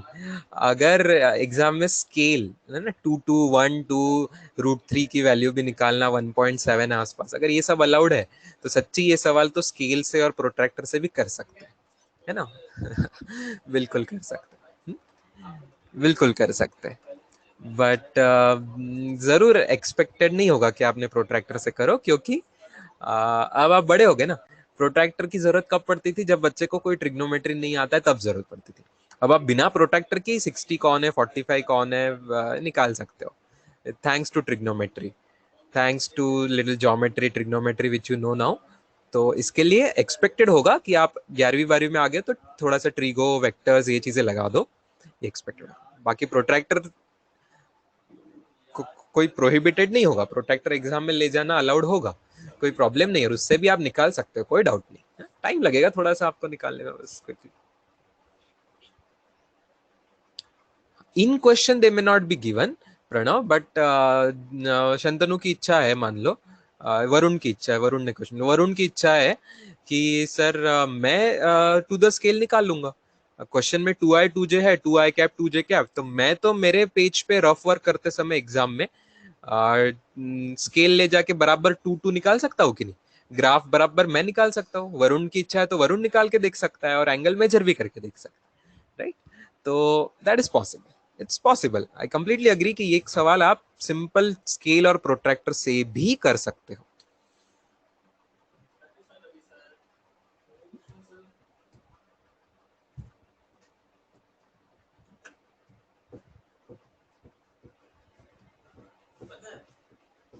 एक सवाल और कई मेथड्स, जिसको सब मेथड समझ आ गई वो अपने आप को बहुत लकी मान सकते हैं, जिसको कोई भी एक भी मेथड समझ आ गई वो भी खुश रहना।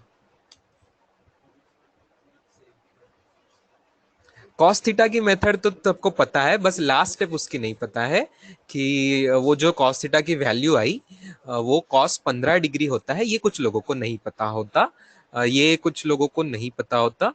मैं आपको उसके बारे में अगले पेज पे कमेंट करके आज के लिए रुक जाऊंगा। एक कमेंट करूंगा मैं, इस बारे में एक कमेंट करूंगा स्टूडेंट जरूर, ओके? इस बारे में मैं एक कमेंट करूंगा।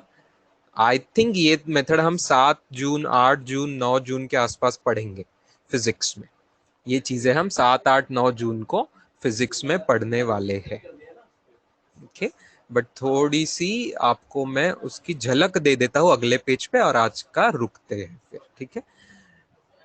मैथ्स में कुछ फॉर्मूले आएंगे आपके पास, उसमें से कुछ फॉर्मूले ऐसे हैं जैसे sine of cos of A plus B का formula, cos of A minus B वगैरह, ये सब फॉर्मूले। आप सोच रहे होंगे कि cos of A plus B होना चाहिए cos A plus cos B, right? आप ऐसे सोच रहे होंगे, लेकिन ये गलत फॉर्मूला है, ऐसा फॉर्मूला नहीं बनता, इसका फॉर्मूला बहुत अजीब बनता है स्टूडेंट्स। वैसे ही sine of A plus B या का भी formula sine A plus sine B नहीं बनता है। मैथ्स वाले स्टूडेंट्स पढ़ेंगे कि फॉर्मूला क्या बनता है, कैसे बनता है। फिजिक्स में हम पढ़ेंगे क्या बनता है, सिर्फ फॉर्मूला कैसे आया उसका प्रूफ नहीं करेंगे, बट जरूर फॉर्मूला यूज करेंगे हम। तो ये होता है sine of A plus B का फॉर्मूला, अगर ए माइनस बी होता तो यहाँ पे माइनस बी आ जाएगा स्टूडेंट्स, ठीक है? तो इस पर से can you do this with me, sine of 75 degree हम फाइंड कर ले सकते हैं स्टूडेंट, साइन ऑफ 15 डिग्री भी फाइंड कर सकते हैं। देखो, क्या 75 डिग्री को 45 डिग्री प्लस 30 डिग्री लिखा तो चलेगा क्या? चलेगा क्या? चलेगा ना, होता ही है। अब लगा दीजिए फॉर्मूला स्टूडेंट्स, सो हो जाएगा sine 45 degree into cos 30 degree plus cos 45 degree into sine 30 degree. बच्चों लगा दीजिए, अगले स्टेप में 1/√2, कॉस 30 होता है √3/2 प्लस 1/√2 इंटू 1/2, ओके? तो नीचे आ रहा है 2√2, ऊपर आ रहा है √3 प्लस 1। वैसे ही आप 15 डिग्री को लिख देना 45 डिग्री माइनस 30 डिग्री, तो ऊपर के जैसी चीज आएगी बस बीच में माइनस साइन आ जाएगी, ऐसा सब। तो वो आंसर आपका आ जाएगा √3 माइनस 1/2√2। ये आई आपकी साइन 15 डिग्री की वैल्यू, और ऊपर में ये आपकी साइन 75 डिग्री की value. I hope you understand कि जो साइन ऑफ 75 डिग्री है वही कॉस ऑफ 15 डिग्री होगा, और जो साइन ऑफ 15 डिग्री है वही कॉस ऑफ 75 डिग्री होगा। प्रथमेश, मैंने फॉर्मूला करेक्ट ही है, तुम्हारा कंफ्यूजन एक बार आपको रीचेक करना पड़ेगा, you got confused with the sine and cos, ठीक है बेटा?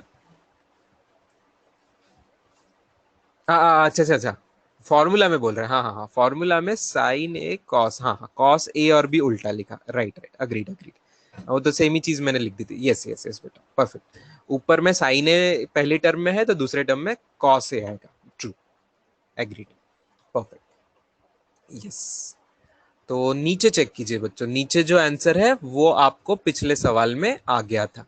पिछले सवाल में आपको √3+1/2√2 वैल्यू आई थी, ठीक है, जो कि साइन ऑफ 75 डिग्री है, जो कि कॉस ऑफ 15 डिग्री है।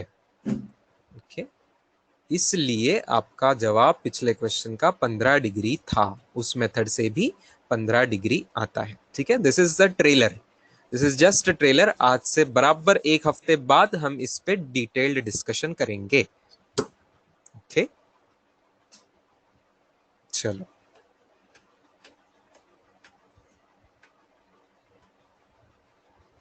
सब वैल्यू लिख के दे दो। मैथ्स की बुक खोल ले सकते स्टूडेंट्स। चलो दो ही वैल्यू बची है ना, तो वो भी लिख देता हूँ, चाहिए आपको तो लिख लीजिए, जिनको चाहिए लिख लीजिए। बोर्ड पे ऑलरेडी दो फॉर्मूले तो है ही, एक साइन ऑफ a+b का है, एक साइन ऑफ a-b का है। वैसे ही कॉस के फॉर्मूले लिख लीजिए। कॉस के फॉर्मूले है cos A cos B minus plus sine A sine B. सब माइनस प्लस क्यों लिखा, ऊपर माइनस नीचे प्लस। इसका मतलब जब लेफ्ट हैंड साइड में प्लस साइन आएगा तो राइट हैंड साइड में माइनस आएगा, जब लेफ्ट हैंड साइड में प्लस आएगा तो राइट हैंड साइड में माइनस आएगा, और जब लेफ्ट हैंड साइड में कॉस का माइनस आएगा, कॉस ऑफ a-b का फॉर्मूला जब यूज करेंगे तब राइट साइड में प्लस वाला फॉर्मूला आता है। तो कॉस में थोड़ा उल्टा है, ठीक है, कॉस में उल्टा है, प्लस के फॉर्मूला में माइनस आता है, माइनस के फॉर्मूला में प्लस आता है। लेकिन साइन में प्लस के फॉर्मूला में प्लस ही आता है और माइनस के फॉर्मूला में माइनस ही आता है। तो चार फॉर्मूले कंबाइन करके बोर्ड पे लिखे हुए हैं अभी। ये 1 2 3 4, चार टिक करी मैंने, दो प्लस वाले, दो माइनस वाले, दो कॉस वाले, दो साइन वाले, ऐसे चार फॉर्मूले हैं, ठीक है।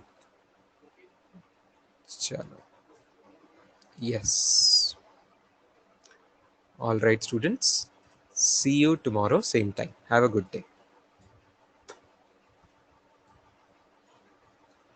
bye students, yeah, welcome।